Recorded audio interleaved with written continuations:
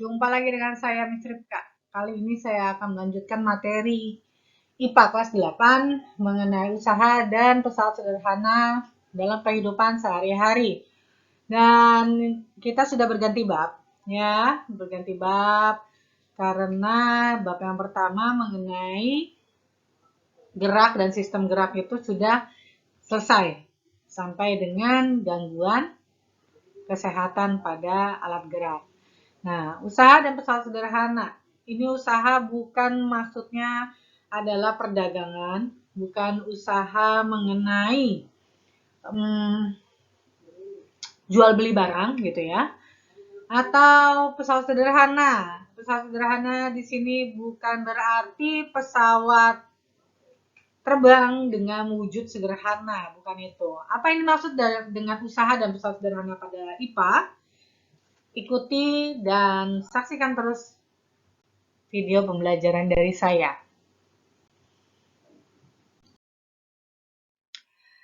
Pada bab ini kita akan belajar saya akan mengajarkan mengenai konsep usaha, pesawat sederhana dan penerapannya dalam kehidupan sehari-hari, termasuk juga kerja otot pada struktur rangka manusia, dan juga menyajikan hasil penyelidikan atau pemecahan masalah tentang manfaat penggunaan pesawat sederhana dalam kehidupan sehari-hari. Nah, yang pertama kita belajar adalah usaha. Usaha ini adalah perpindahan energi oleh sebuah gaya sehingga benda berpindah tempat. Gitu.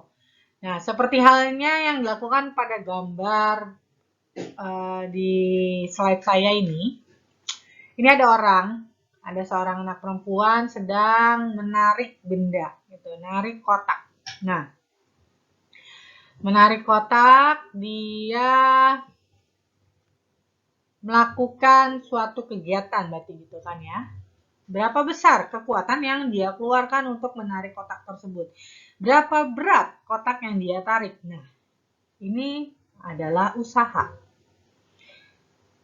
Perpindahan energi oleh gaya, sehingga benda bisa berpindah tempat. Besarnya usaha dapat dihitung dengan rumus W sama dengan FK dikali delta S, atau W sama dengan M kali G. W ini apa? W ini adalah usaha, satuannya adalah joule, dan sering disingkat dengan huruf J besar. Nah, W bisa berarti juga adalah FB, gaya beban. Jadi dia sama aja. Ya. FK adalah gaya kuasa, satuannya adalah Newton. Lalu delta S sama dengan perpindahan atau jarak dalam satuan meter. M sama dengan massa, kilogram. Dan G sama dengan gravitasi, M per S kuadrat. Contoh soalnya adalah sebuah benda meluncur di atas papan kasar sejauh 7 meter. Jika benda mendapatkan gesekan dengan papan sebesar 120 Newton, tentukan besarnya usaha yang dilakukan gaya gesek tersebut. Nah, seperti biasa, saya sudah ingatkan kalian kalau menghitung atau menyelesaikan soal hitungan, ya, kalian harus wajib menuliskan diketahui, ditanya, dan dijawab. Pada soal ini diketahuinya FK sama dengan 120 Newton, delta S sama dengan 7 meter, yang ditanya adalah W. Ya, W itu adalah besar usaha.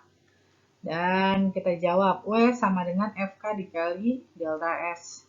W sama dengan 120 dikali 7. W sama dengan 840 Joule. Ya, kita masuk ke pesawat sederhana. Pesawat sederhana ini bukan pesawat yang tidak mewah. Dia nggak ada sangkut pautnya dengan pesawat terbang. Ya, ingat-ingat. Pesawat sederhana tidak ada sangkut pautnya dengan pesawat terbang. Ini adalah alat yang digunakan untuk mempermudah usaha. Usaha itu apa tadi yang kita bahas mengenai kegiatan memindahkan energi atau memindahkan suatu benda. Itu namanya usaha yang diperlukan sebuah gaya. Nah, pada pesawat sederhana ini kita biasanya akan mencari atau ada hubungannya dengan keuntungan mekanik. Besar keuntungan mekanik pesawat sederhana dapat dihitung dengan rumus Km sama dengan FB per FK. Km adalah keuntungan mekanik, FB adalah gaya beban, satuannya Newton, FK sama dengan gaya kuasa, satuannya pun Newton. Sesama gaya, F, satuannya adalah Newton. Jenis pesawat sederhana, ada katrol, roda poros, bidang miring, tuas atau pengungkit. Kalian bisa lihat contoh gambarnya pada gambar yang saya tampilkan di dalam slide ini. Ya, ini gambar-gambar ini seharusnya tidak menjadi asing pada kalian ya. Sehari-hari kalian bisa menemukan benda-benda yang sebenarnya adalah termasuk pesawat sederhana. Yang pertama kita bahas adalah katrol. Katrol merupakan pesawat sederhana berupa roda yang dikelilingi atau dilalui tali ataupun rantai. Roda tersebut berputar pada sumbu yang dipasang pada sebuah kerangka. Nah, di gambar di samping, salah satu contoh katrol dipergunakan pada alat timba atau sumur. Nah, untuk menarik airnya diperlukan satu alat. Untuk menarik air dari bawah gitu ya, kalian dari atas sebuah truk sumur harus menurunkan misalnya ember. Nah, itu kan untuk naikkan turunkan itu perlukan tali. Nah, bagaimana caranya? Lebih gampang kalian membuat atau menambahkan yang namanya roda di tengah-tengah sini. Nah, ya, untuk naik turunkan tali. Ini disebut adalah katrol. Alat tersebut adalah katrol. Dan berdasarkan tempat kedudukannya, katrol dapat digolongkan atas 3 macam, yaitu katrol tetap, bergerak, dan ganda. Katrol tetap. Katrol tetap prinsip kerjanya sama dengan pengungkit jenis pertama atau tuas jenis pertama, yaitu titik tumpu tetap di antara titik beban dan titik kuasa. Ini dia nih. Ini adalah titik tumpu. Di sini B adalah titik beban. A adalah titik kuasa. Nah, pada katrol tetap berlaku lengan beban sama dengan lengan kuasa. Lengan beban di mana? Dari titik tumpu menuju titik beban. Ini adalah lengan kuasa. Lalu ini lengan beban. Lengan kuasa adalah titik tumpu menuju titik kuasa. Ini adalah lengan kuasa. Lengan beban dan lengan kuasa. Lalu dari titik B ke beban, itu namanya adalah gaya beban. Nah, berseberangan adalah gaya kuasa. Dari mana membedakannya? Untuk lebih gampangnya, kalian harus melihat gambar dengan baik. Jika ada beban yang digantungkan, dia adalah gaya beban dan lengan beban. Dan tanpa beban, ini kuasa. Lengan kuasa di sini dan gaya kuasa. Di bagian inilah orang akan menarik tali untuk mengangkat air dari dalam sumur. Contoh yang lain, pada katrol, selain untuk timbaan sumur, itu tiang bendera. Terus apa lagi? Lift.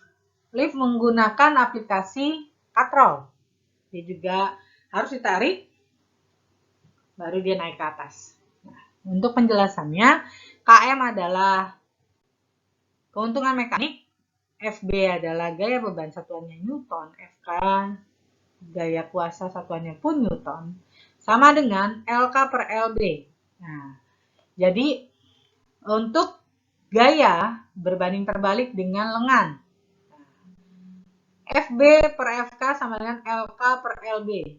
Pada katrol tetap KM atau keuntungan mekanik bernilai 1, dia tidak berubah.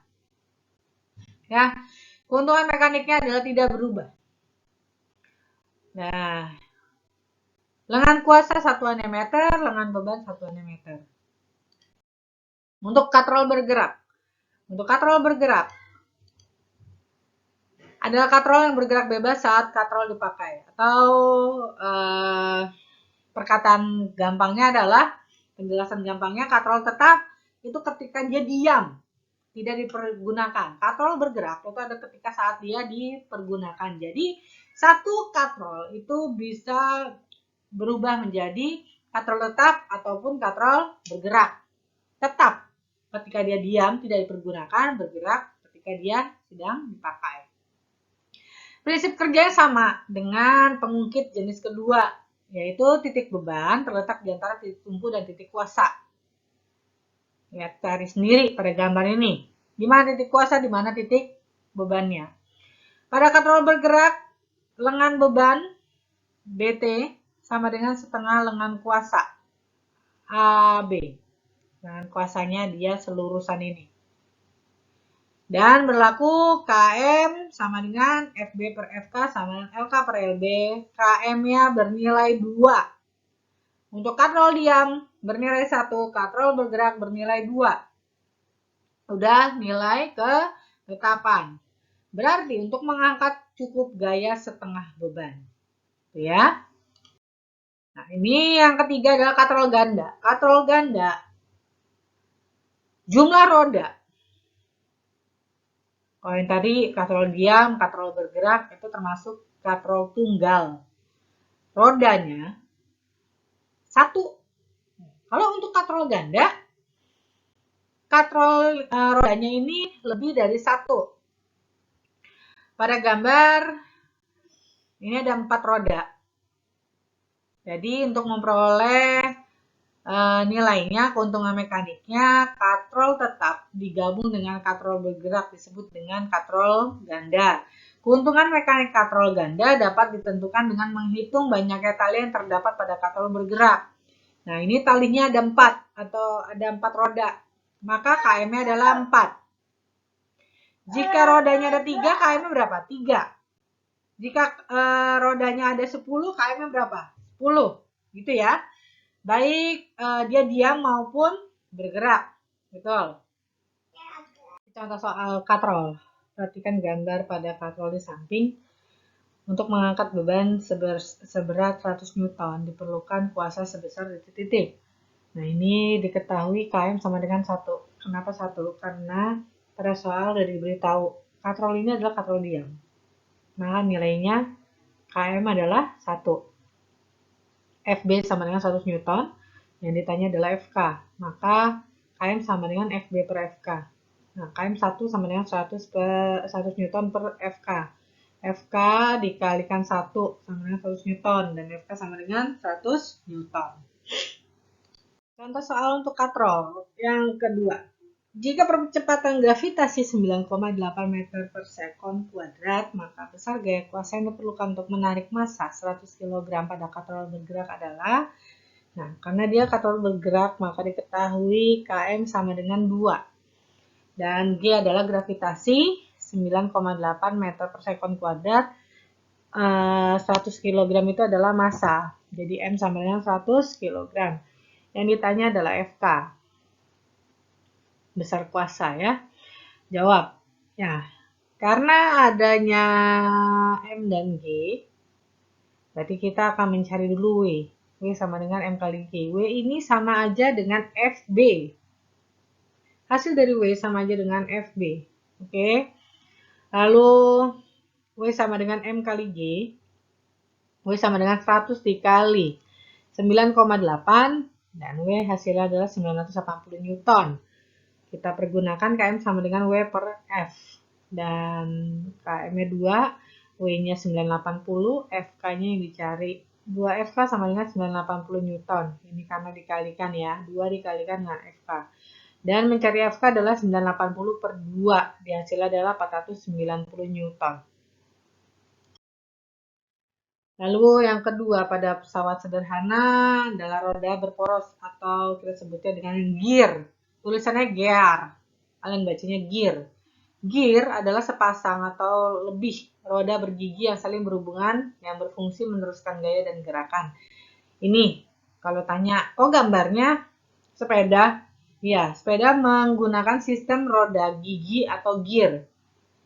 Ini tengahnya nih. untuk rantai, taruh rantai. Itu namanya gear. Di motor ada nggak? Di mobil ada nggak? Ada. Di gerobak ada nggak? Ada. Kalau dipakai, kalau ditaruh, kalau digunakan gitu. Kalau dipergunakan menggunakan gear ya bisa, berarti ada. Cuman pada umumnya adalah becak. Kalau kalian melihat atau tahu namanya becak, itu juga pun pakai gear karena dia menggunakan rantai. Yang ketiga adalah bidang miring. Bidang miring ini salah satu contohnya adalah tangga. Tangga dibuat untuk naik ke atas atau turun ke bawah dengan kemiringan tertentu. Nah, pada zaman sekarang kemajuan teknologi orang-orang untuk mencukupi ruang maka memilih membangun gedung-gedung bertingkat. Nah, bagaimana caranya untuk naik atau turun pada gedung tersebut ya digunakan tangga ini.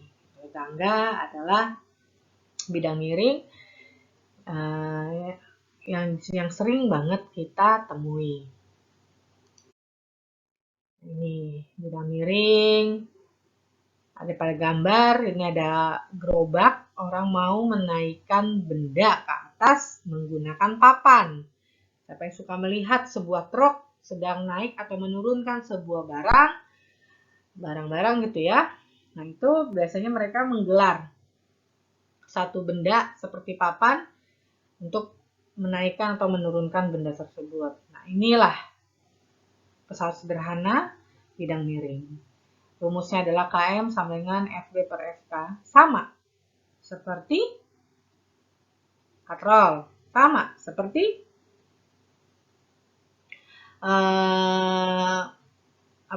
kalau gear tadi nggak ada. Nanti pada tuas juga sama. Bidang miring bedanya hanya di L per H. L per H. Kenapa L per H? Karena bidang miring ada sangkut pautnya dengan panjangnya bidang. Panjangnya bidang miring tersebut. Lalu H itu adalah tinggi. Berapa tingginya bidang miring tersebut? Jadi, keuntungan mekanika M pada bidang miring tidak ada nilai ketetapan, berbeda dengan katrol. Untuk bidang miring kita mencari keuntungan mekaniknya dengan rumus FB per FK sama dengan L per H. FB adalah gaya beban satuan Newton, FK adalah gaya kuasa satuan Newton juga, L adalah panjang bidang miring, satuannya M meter, H tinggi bidang miring, satuannya meter. Kalau misalnya L dan H-nya tidak dalam meter bagaimana? Kalian harus konversikan. Nah, dari sentimeter menjadi meter, diapain? Dari kilometer menjadi meter, diapain? Itu sudah kalian lakukan sejak SD. Harusnya sudah hafal. Naik atau turun. Kali atau bagi. Berapa banyak kali atau baginya. Alat-alat yang bekerja atau dipergunakan untuk bidang miring ini. Selain papan miring tadi, orang yang sedang menaikkan atau menurunkan benda dari dalam truk, ada juga gergaji. Selain gergaji berarti ada yang mirip-mirip nih untuk motong. Ya, pisau. Apa gunting? Gunting bukan. Gunting bukan bidang miring. Lalu di sini ada gambar skrup. Tahu baut? Nah, itu. Baut, skrup. Ujungnya lancip, makanya disebut dengan bidang miring. Kalau ujungnya dia rata, dia tidak bisa dipergunakan. Kalau udah rata namanya udah bukan bidang miring ya. Lalu ada kampak untuk menebang pohon. Lalu siapa yang suka main perosotan nih? Udah gede juga masih main perosotan. Perosotan juga pun bidang miring. Ya. Lalu jalan. Biasanya jalan di pergunungan. Yang suka naik ke puncak. Jalan-jalan ke puncak tuh kan. Jalan naik turun. Selain itu apa lagi? Yang sering banget dekat rumah kita. Jembatan. Jembatan juga termasuk adalah bidang miring. Jadi kalian kalau naik sepeda gitu kan naik tanjakan. lalu turunan. Nah, tanjakan turunan. Nama lainnya juga jembatan. Itu pun bidang miring. Contoh untuk bidang miring. Perhatikan gambar. Ini ada sebuah bidang miring saya gambarkan dengan bentuk segitiga. Di sininya sih ada mobil gitu ya, cuma saya nggak saya gambarkan mobilnya. Bidang miring ini dengan panjang 8 meter, tingginya 6 meter, dan bebannya 400 Newton. Dan kita pertanyaannya adalah gaya kuasa yang diperlukan untuk mengangkat benda tersebut. Berarti H-nya adalah 6, L-nya adalah 8, FB-nya 400. Dan kita tanya adalah FK. Maka jawabannya adalah FB per FK sama dengan L per K. Kok nggak ada KM ya? Ya nggak ada, nggak usah. Karena KM nggak ditanyain. Yang ditanyain hanya FK. Dan tidak ada nilai KM diketahui di sini. Jadi nggak usah dipakai. Jadi ini pakainya yang diperlukan aja. FB per FK sama dengan L per K. Nah ini 400 per FK sama dengan 8 per 6. 8 FK sama dengan 400 kali 6. 8 FK sama dengan 2400. Dan FK sama dengan 2400 per 8. FK sama dengan 300 Newton. Tuas atau pengungkit. Ya, biasanya orang sebut ya tuas, pengungkit gitu. Maksudnya tuas dan pengungkit. Ini sebenarnya sama. Dalam kehidupan sehari-hari, orang menggunakan pesawat sederhana untuk mempermudah melakukan usaha. Nah, untuk memindahkan nih, misalnya nih ada batu gede, diangkat susah, puluhan kilo, badan saya kecil, tenaganya kurang kuat. Terus gimana cara mengangkatnya?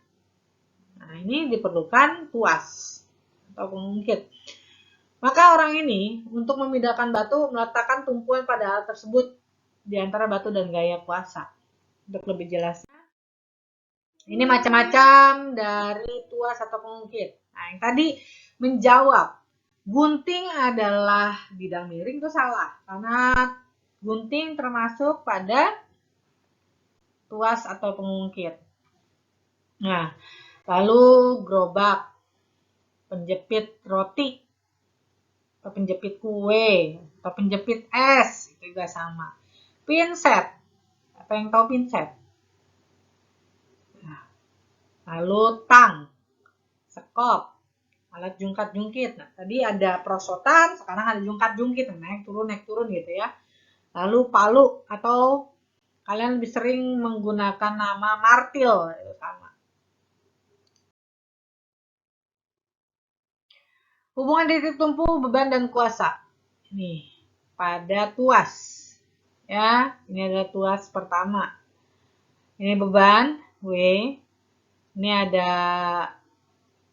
F, ya. Seperti yang sudah-sudah pada katrol maupun bidang miring. Ketika dia ada beban, berarti seberangnya atau lawannya adalah kuasa. Nah, di sini yang mendekati beban adalah lengan beban. Yang mendekati kuasa adalah lengan kuasa. Maka dirumuskan untuk tuas sama seperti katrol, sama seperti bidang miring. Nah, KM sama dengan FB per FK sama dengan LK per LB. Itu aja sih yang kamu hafalkan rumusnya. Ini perbedaannya untuk usaha dan bidang miring dia ada tambahan L dan A tinggian. Maka KM itu keuntungan mekanik, FB gaya beban, FK gaya kuasa, LK lengan kuasa, LB lengan beban. Jangan terbalik loh ya, atas bawahnya. Kalau terbalik nanti hitungannya jadi salah karena hasilnya berbeda. Ya, ini contoh soal untuk tuas atau pengungkit. pada gambar jungkat-jungkit ya, seperti jungkat-jungkit dengan kuasa ini 2 meter, lalu dengan beban 5 meter dan gaya kuasanya 100 Newton, gaya kuasa ini. Tentukan gaya bebannya. Ini kita lakukan, diketahui LK sama dengan 2 meter, LB sama dengan 5 meter, FK sama dengan 100 Newton. Nah, ditanya FB. FB per FK sama dengan LK per LB. FB per 100 sama dengan 2 per 5. Maka 5 FB sama dengan 2 kali 100. 5 FB sama dengan 200. FB-nya sama dengan 40 Newton. Dari mana? FB sama dengan 200 dibagi 5. Itu jawabannya, FB sama dengan 40 Newton. Pesawat sederhana dalam rangka manusia atau alat gerak manusia. Tubuh kita ini juga bekerja pada prinsip pesawat sederhana. Otot-otot di leher bekerja ketika kita sedang menengahkan kepala. Nah ini. Jika dianalogikan dengan pesawat sederhana, maka leher merupakan titik tumpu. Dagu merupakan posisi beban dan kepala merupakan gaya. Jika posisi titik tumpu berada di antara beban dan gaya, maka ini adalah pesawat sederhana tipe pertama. Tahukah kalian, ketika kita mengangkat beban dengan tangan, lengan kita merupakan menggunakan prinsip pesawat sederhana yang sistem pengungkit atau tuas. Perhatikan pada gambarnya. Ini titik beban berada pada telapak tangan, titik kuasa berada pada lengan bawah. Disinilah tersedia atau terdapat tulang hastar dan pengumpil. Lalu titik tumpu berada pada siku atau sikur. Jadi ketika dia dilipat dan ketika dia diluruskan,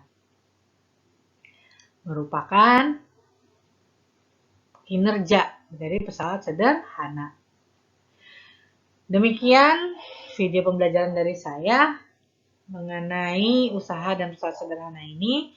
Semoga apa yang saya jelaskan melalui video bisa kalian pahami dengan baik, dan semua itu untuk kamu tulis dalam buku catatanmu sehingga kamu bisa belajar mengulang-ulang kembali pembelajaran kita dalam buku catatan. Jangan lupa untuk dipahami soal-soal ceritanya, soal-soal hitungannya. Oke, sekian dari saya. Terima kasih, sampai jumpa pada video pembelajaran selanjutnya. Tetap jaga kesehatan dan tetap semangat.